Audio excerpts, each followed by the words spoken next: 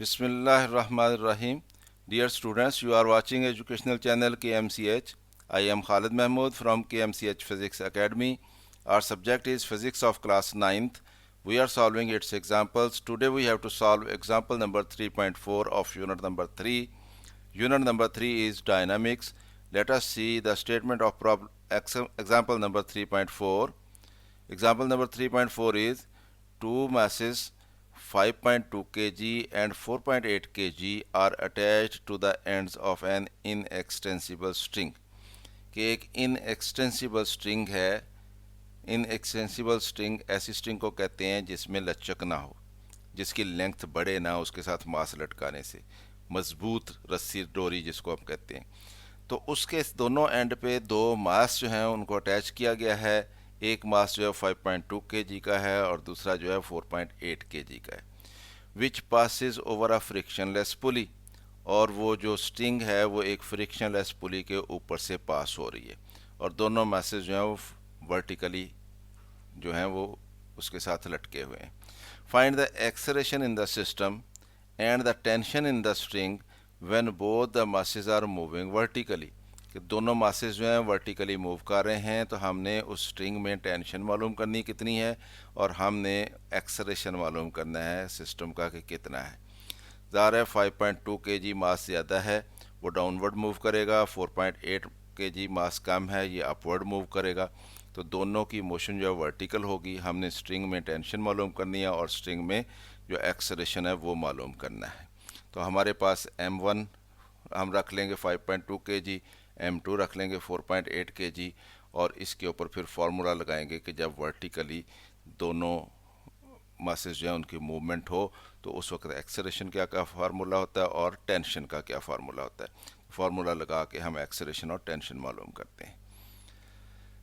m1 5.2 kg है, m2 4.8 kg है। The acceleration of bodies attached to the ends of a string that passes over a frictionless pulley and moving vertically is given by, कि जो acceleration है उसके लिए formula क्या है जबकि दोनों मासेस जो हैं वो वर्टिकली मूव कर रहे हों और वो पुली फ्रिक्शनलेस पुली के ऊपर से स्ट्रिंग गुजर रही हो। तो उसका एक्सेलरेशन होता है A is equal to m1 minus m2 over m1 plus m2 multiplied by g, acceleration due to gravity.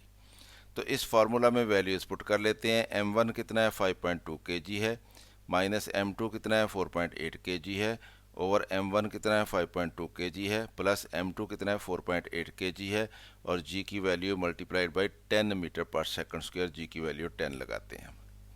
अब इसको सॉल्व कर लेते हैं। तो a इज इक्वल टू आ जाएगा, हमने दोनों का डिफरेंस ले लिया, यानी यहाँ से 5.2 में से 4.8 माइनस कर लिया और इधर 5.2 और 4.8 को ऐड कर लिया। तो ये हमारे पास आ गया 0.4 kg over 10 kg into 10 metre per second square. ये kg से कट जाएगा और ये हमारे पास unit metre per second square आ जाएगा जो कि एक्सेलरेशन का यूनिट है।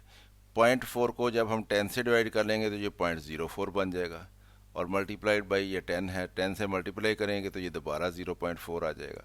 या हम यूँ कहेंगे ये 10 इस 10 से कट गया तो ये 0.4 आ गया हमारे पास। तो एक्सेलरेशन आ गया 0.4 मीटर पर सेकंड स्क्वायर। तो सिस्टम का एक्सेलरेशन होगा 0.4 मीटर पर सेकंड स्क्वायर। अब टेंशन मालूम करनी है हमने स्ट्रिंग में। तो टेंशन के लिए हमारे पास फार्मूला होता है जब दो मासेस जो हैं वो वर्टिकली हैंग किए हुए हों एक स्ट्रिंग के साथ जो कि एक फ्रिक्शनलेस पुली के ऊपर से गुजर रही है और उन दोनों मासेस की मोशन जो है वर्टिकल हो, तो ऐसी सूरत में टेंशन के लिए हमारे पास फार्मूला होता है 2m1 m2 over m1 plus m2 into जी।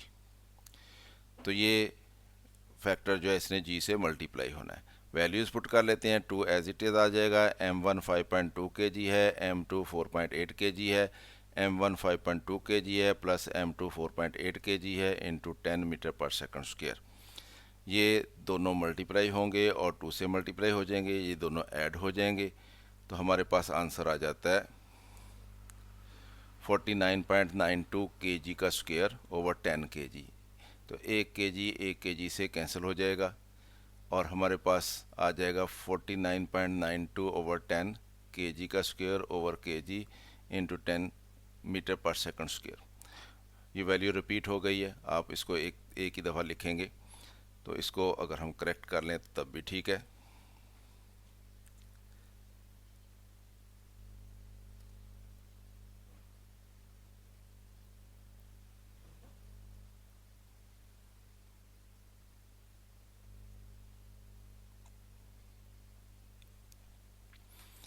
तो ये टी हमारे पास आ गया 49.92 kilogram square over kilogram into 10 metre per second square. अब ये 1 किलोग्राम तो कैंसिल हो जाएगा किलोग्राम से, ये हमारे पास आ जाएगा kilogram metre per second square. और kilogram metre per second square क्या होता है, ये न्यूटन होता है, क्योंकि टेंशन है, टेंशन एक फोर्स होती है और फोर्स का यूनिट न्यूटन होता है, तो इसलिए यूनिट न्यूटन आना है। तो इधर 49.92 को जब 10 से डिवाइड करेंगे तो ये हमारे पास 10 से डिवाइड होके ये 10 इस 10 से कट जाएगा, इसको डिवाइड करने की ज़रूरत नहीं, इस 10 को इस 10 से काट दें तो ये हमारे पास आ जाएगा 49.92 kilogram metre per second square. तो ये 49.9 ये अप्रॉक्सीमेटली 50 न्यूटन है, तो इसलिए tension is equal to 50 newton हमारे पास आंसर आ गया। Thus the acceleration is 0.4 metre per second square and the tension in the string is 50 Newton. तो इस तरह से स्टूडेंट्स हमने इस क्वेश्चन को सॉल्व कर लिया। उम्मीद है आपको इसकी समझ आई होगी, ख़ुद भी देखें, दोस्तों के साथ इसको शेयर भी करें। चैनल सब्सक्राइब नहीं किया तो सब्सक्राइब कर लें, वीडियो पसंद आए तो इसको लाइक कर लिया करें। मेरी तरफ से अल्लाह हाफिज़, शाद रहें, आबाद रहें।